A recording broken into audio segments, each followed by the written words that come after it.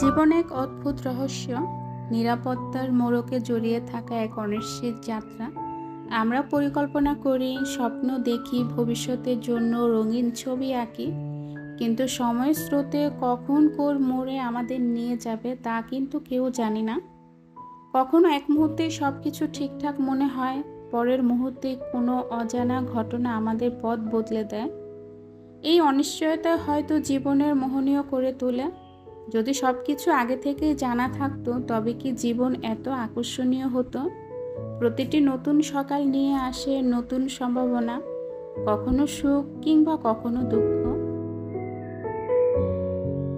আসসালামু আলাইকুম, আমি মুক্তা ঢাকা থেকে বলছি। জীবনের ডায়েরি ইউটিউব চ্যানেলে আপনাদেরকে আরও একবার স্বাগত জানাই।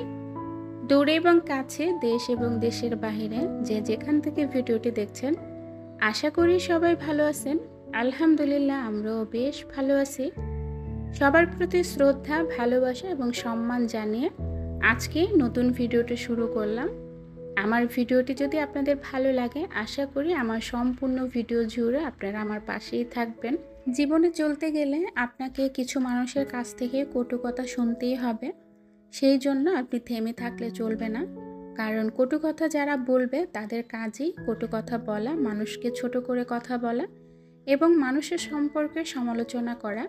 তাই সেই সব মানুষকে আপনি অ্যাভয়েড করুন এবং সেই সব মানুষের কাছ থেকে দূরে থাকুন।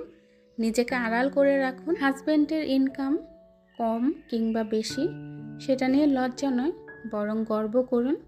কারণ দিন শেষে ওই মানুষটাই আপনাকে ভালো রাখছে এবং খেয়াল খুশির খবর নিচ্ছে। ওই মানুষটা না থাকলে হয়তো বা এতদিন আপনি ভেসেই যেতেন। দিন শেষে আপনার ইচ্ছের কথাগুলো তার কাছে প্রকাশ করতে পারেন এবং সেই ইচ্ছে পূরণ করার জন্য লোকটা সারা দিন খেটে মরে। আপনাদের ভাইয়াকে বলেছিলাম পোলাও চালের খুদ আনার জন্য, তো খুদের বোয়া কিন্তু আমার অনেক বেশি পছন্দ। আসলে ভাতের চালের খুদের মধ্যে না অনেক বেশি পাথর থাকে, খেতে পারি না। তো কিছুদিন আগে ভাতের চালের খুদ আনার পর রান্না করেছিলাম, এত বেশি পাথর, রান্না করার পর আমরা কেউ খেতে পারি নাই। তা আপনার ভাইয়াকে যখনই বলেছি তখনই কিন্তু নিয়ে এসেছে। তো আজকে সেই পোলার চালের খুদ রান্না করব, মানে বোয়া রান্না করব, সেই সাথে অনেক ধরনের ভর্তা করব। এক ধরনের ভর্তা করলে আমার কাছে ভালো লাগে না, আমার অনেক ধরনের ভর্তা ছাড়া খেতে ইচ্ছে করে না। ভর্তা করতে অনেক বেশি কষ্ট, কিন্তু খেতে তো মজা। যাই হোক, আমি কিন্তু এখানে পোলার চালের মধ্যে একটু ডাল দিয়েছি। রান্নাটা কিন্তু একদম পোলার মতোই করব। পোলার মধ্যে যা যা দিতে হয় আমি কিন্তু এখানে সব কিছুই দিয়েছি। দেখেন, আমরা সবাই আমাদের হাজব্যান্ডের ইনকামের কথা গোপন রাখি। অনেকে প্রকাশ করি, অনেকে প্রকাশ করি না। তবে হাজব্যান্ডের ইনকাম কম কিংবা বেশি প্রকাশ করাটা কিন্তু দুর্বলতা নয়, প্রকাশ করাটা কিন্তু গর্বের বিষয়। আমার হাজব্যান্ডের যেই ইনকাম তার চেয়ে দ্বিগুণ আমাদের খরচ। সেজন্য আমাদের একটু মাস শেষে হিমশিমেই খেতে হয়, কারণ বাচ্চাদেরকে লেখাপড়া করিয়ে বাসা ভাড়া দিয়ে আমাদের একটু চলাটা খুব কঠিন হয়ে যায়। তাই বলে যে কারো কাছে হাত পাতি বা কারো কাছে হাত পেতে আমাদের চলতে হয়, তেমনটা কিন্তু না। যেখানে যেই জিনিসটা প্রয়োজন সেই জিনিসটা কিন্তু আপনাকে খরচ করতেই হবে। হয়তোবা ইনকামের উপর আপনার খরচটা নির্ধারণ করা হবে যে আপনার ইনকামটা কেমন, এবং সেই হিসেব করে খরচটা। আমরা আমাদের ইনকাম অনুযায়ী সবসময় খরচ করার চেষ্টা করি। সবসময় ভালো যে খাই এরকমও না, কোনো দিন একটু খারাপ খাই বা কোনো দিন একটু ভালো খাই। এভাবে ম্যানেজ করে আমাদের চলতে হয়। মুস্তাকিমের বাবার এখন ব্যবসাটা একটু খারাপ যাচ্ছে, সেজন্য আমাদের একটু বুঝে শুনে চলতে হচ্ছে। আবার আমি কিন্তু আগের মতো তেমনভাবে টাকা জমাতে পারি না। আসলে হাজব্যান্ডের ইনকাম যখন ভালো হয় তখন কিন্তু আমরা গৃহিণীরাও 2-1 টাকা হাজব্যান্ডের পকেট থেকে নিয়ে জমাতে পারি, এবং সেই জমানো টাকাটা যখন সময় হয় বা যখন দরকার পড়ে সংসারে খরচ করতে পারি বা বাচ্চাদের পিছনে খরচ করতে পারি। যাই হোক, আজকে কি ভর্তা করছি সেটা তো বলা হয় নাই। তো আজকে কিন্তু শুটকি ভর্তা করছি, সেই সাথে ডাল ভর্তা, আলু ভর্তা, কালো জিরা ভর্তা, আর হচ্ছে কাঁচামরিচ দিয়ে ধনিয়া পাতা ভর্তা।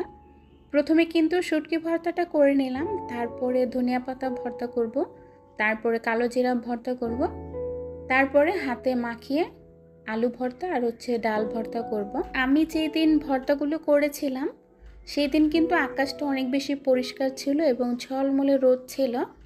তবে আজকে আপনাদের সাথে যখন ভিডিওতে ভয়েস দিচ্ছি, আজকে কিন্তু অনেক বৃষ্টি। আজকে কিন্তু 29 তারিখ এবং বৃহস্পতিবার। তবে চিন্তা করছি এই ভর্তা এবং খুদের বোয়াটা আজ হলে বেশি ভালো হতো, কারণ আজকে বাহিরে অনেক বেশি বৃষ্টি হচ্ছে। আর এইসব ওয়েদারে কিন্তু খিচুড়ি, পোলাও বা খুদের বোয়া খেতে বেশি ভালো লাগে।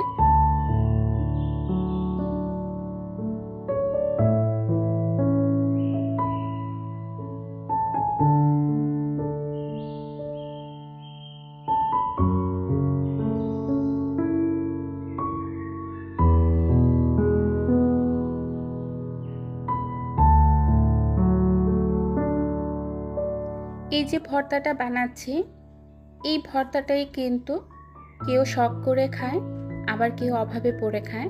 জিনিসটা এক হলেও দুইটা মানুষের কাছে কিন্তু দুই রকম। আমরা ভর্তাটা কখন বানাই? যখন মাছ মাংস খেতে ইচ্ছে করে না, তখন চিন্তা করি একটু ভর্তা হলে মনে হয় পেট ভরে ভাত খেতে পারতাম, সেটা ভেবে আমরা ভর্তা তৈরি করি। অথচ দেখেন, এই ভর্তা দিয়েই অনেকে ভাত খেতে পারে না। এই ভর্তাটুকুই অনেকের কপালে জোটে না। যখন এইসব কথাগুলো চিন্তা করি, মন থেকে ভাবি, তখন নিজের প্রতি আর কোনো অভিযোগ থাকে না। তখন মনে হয় কি যে আল্লাহ পাক আমাকে সবচেয়েতে ভালো রেখেছেন, সবচেয়েতে সুখী মানুষ হিসেবে ভালো আছি, আলহামদুলিল্লাহ। প্রতিটা স্ত্রীর উচিত তার স্বামীর অল্প কিংবা বেশি ইনকামের উপর সন্তুষ্ট থাকা। তবে একটা কথা, আপনার হাজব্যান্ডের ইনকামটা যদি হালাল হয়, তাহলে আপনি নিশ্চিত থাকতে পারেন আপনার সুখ শান্তির কোনো কিছুরই অভাব হবে না।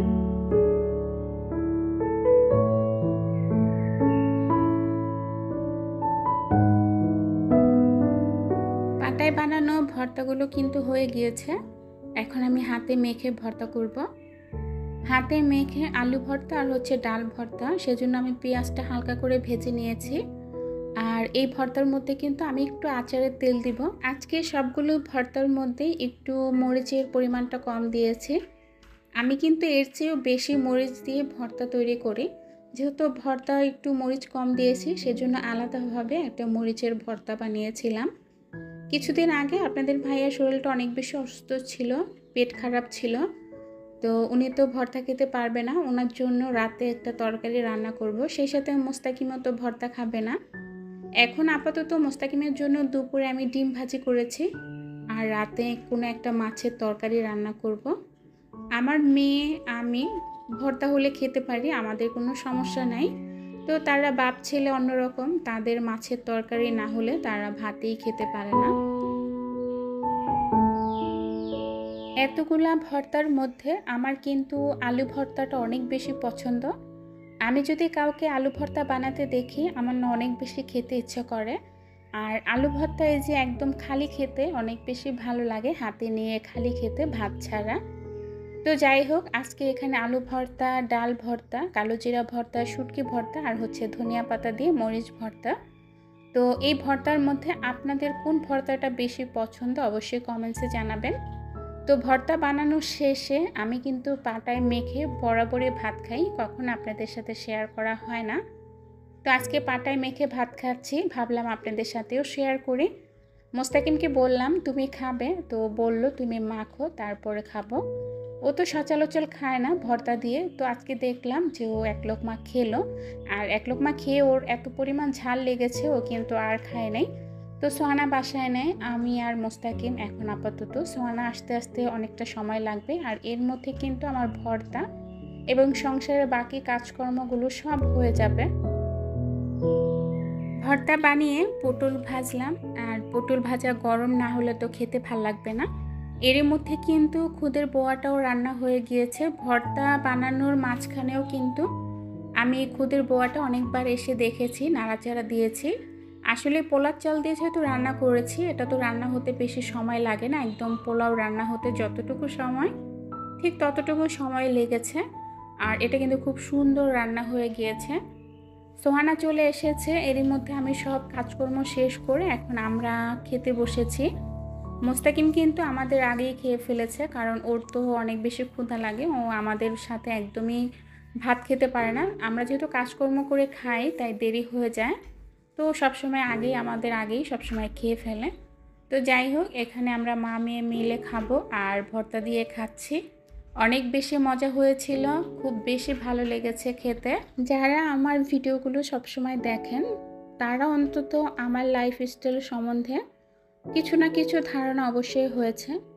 আমার লাইফস্টাইল একদম সাধারণ, আমি খুব সাধারণভাবে জীবনযাপন করি এবং আমার সংসারটা একদম ছোটোখাটো সংসারটাকে সব সময় একটু মানিয়ে গুছিয়ে নেওয়ার চেষ্টা করি। ইনকাম যেমন হোক, কম কিংবা বেশি, সেটা নিয়ে সবসময় সন্তুষ্ট থাকার চেষ্টা করি। এটা নিয়ে কখনো হাজব্যান্ডের প্রতি অভিযোগ ছিল না, এখনও নাই। সবসময় আল্লাহ পাক যেভাবে রাখবে সেভাবে থাকার চেষ্টা করি এবং তাতেই সন্তুষ্ট, আলহামদুলিল্লাহ। তো আমার আজকের ভিডিওতে যদি কোনো কথা আপনাদের কাছে খারাপ লাগে, আমাকে সবাই ক্ষমা সুন্দর দৃষ্টিতে দেখবেন। কারণ একটা মানুষের কথা সবার কাছে যে ভালো লাগবে তেমনটা না, কিছু কথা হয়তো বা আপনাদের কাছে খারাপও লাগতে পারে। তো যাই হোক, আপনাদের সবার সুস্বাস্থ্য কামনা করে ভিডিওটা আজ এখানেই শেষ করব। আল্লাহ হাফিজ, আসসালামু আলাইকুম।